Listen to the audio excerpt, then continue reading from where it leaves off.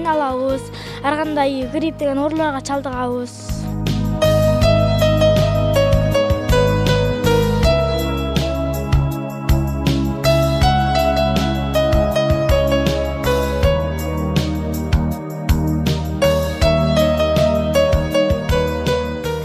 Жетишпей калсак, конечно, фонарик менен отурабыз. Фонариктердин такы зарядты же батарейкасын толук албай калса, ташыма аткара албай калабыз да.